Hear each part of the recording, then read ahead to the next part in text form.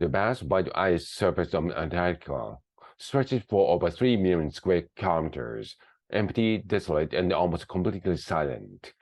But appearance can be deceiving.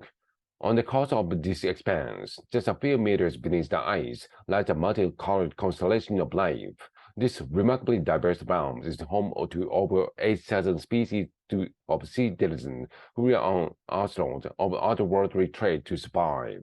So how do these species not only live but thrive in conditions most animals would be unable to bear?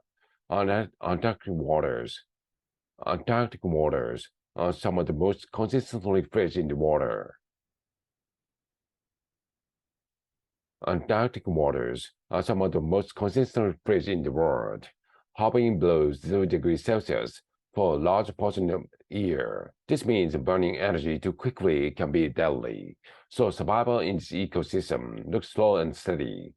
Freezing temperature persists even in the summer, but this season brings the rare gift sunlight.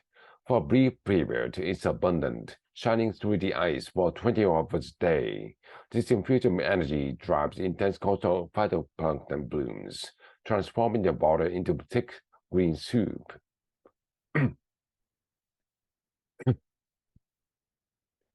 Marine life both large and small, takes advantage. Marine life, both large and small, take advantage of this bounty, including the giant Marine life, both large and small, take advantage of this bounty, including the giant Antarctic icebird, cousin of the humble peabug. These crustaceans can reach up to 11 centimeters long, and they never miss the opportunity for a meal.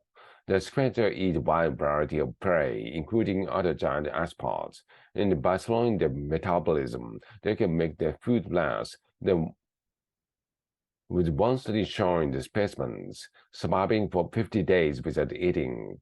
Since this adaptation involves careful conservation of energy, giant icepods spend most of their time stationary or inches across the seafloor. Meanwhile, the tiny icebird relatives celebrate the summer by raising offspring alongside algal explosion, ensuring the young have abundance of food.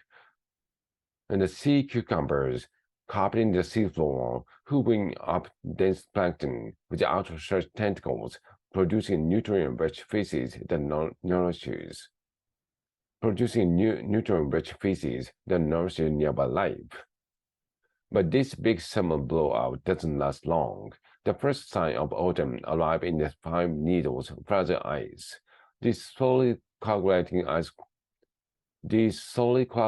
crystals form a skin across the surface. They mix with the pollen slow before freezing into the thin crust of ice. The water gets darker and colder, and with a sweet dimmer word, a set of long, spiky limbs settle into view. With up to 6 pairs of legs, these giant sea spiders aren't anaconds, but rather a relative class of marine arthropods unique to the seafloor. In addition to the housing of some of the animal's organs, its legs are covered in tiny holes which grow more numerous as the spider ages. These holes will likely help absorb dissolved oxygen that saturate these freezing southern waters. Since the oxygen field grows, many local species have evolved to take advantage of this abundance, and it may be one of the reasons that gigantics is so common in this region. Individual sea spider, for instance, can grow to the size of a dinner cake. Individual sea spiders, for instance, can grow to the size of dinner plates, but soon these underwater giants will move in slower than ever. As winter settles in, the seafloor becomes even colder. The water fall to negative 1.8 degrees Celsius. On the surface, the thin icy crust thickens into the layer called nihilus, and young sea ice starts forming rigid. The young sea ice starts forming rigid that block out the sun. The ocean begins to mirror the sea landscape above it. and Arctic sea cucumbers and urchins go into dormancy for months, and the metabolic rate fall to the slowest on Earth, attacking limb and continue feeding, but such a gradual pace, they are largely still surviving on energy reserves from the summer. The tiny crustaceans survive on the traces of algae growing on the home's